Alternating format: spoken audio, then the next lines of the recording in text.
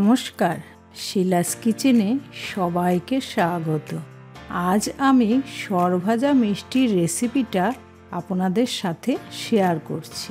খুব কম সময়ে ও বাড়িতে থাকা সামান্য উপকরণ দিয়ে এই সরভাজা মিষ্টিটা তৈরি করা যায়, আর খেতেও কিন্তু দুর্দান্ত হয়। তাহলে দেরি না করে শুরু করছি। প্রথমে একটা বোলে মেজারিং কাপে 1 কাপ ময়দা নিয়েছি। তারপর একে একে 1/4 কাপ সুজি, 1/2 কাপ গুঁড়ো দুধ,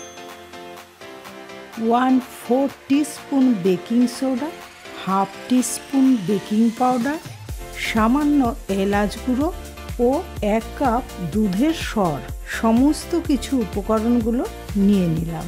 আর এই দুধের সরটা আমি 4-5 দিন দুধ জাল করে সেটাকে ঠান্ডা করে ফ্রিজে রেখে সেই সরটা তুলে নিয়েছি।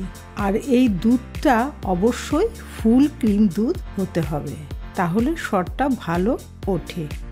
এবার সমস্ত উপকরণ ভালো করে হাতের সাহায্যে মেখে নিয়েছি।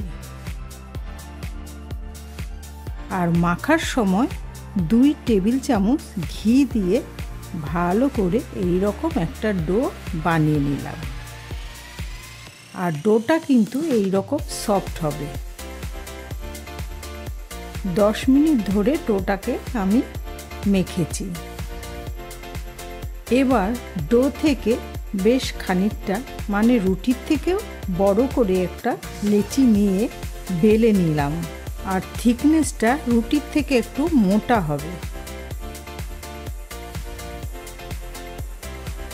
এবার সাইডগুলো কেটে দিয়ে স্কয়ার শেপ করে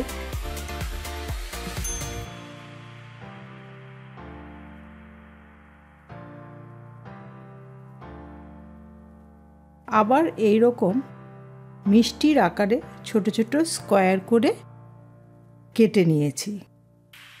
এইভাবে সমস্ত সরভাজা মিষ্টিগুলো রেডি করে নিলাম। এবার মিষ্টিগুলো ভাজার পালা।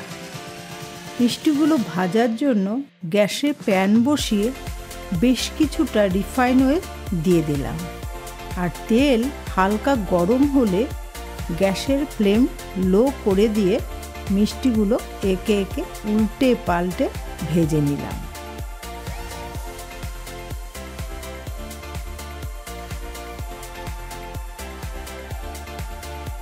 আর ভাজার পর মিষ্টিগুলো কিন্তু ফুলে ডবল হয়ে গেছে।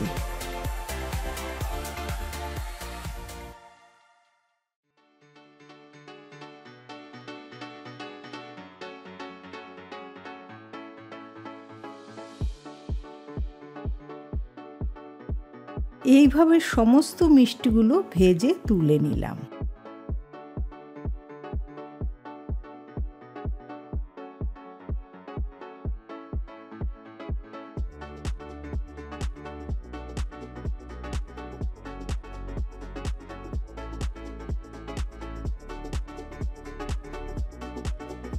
এবার একটা শিরা বানিয়ে নেব।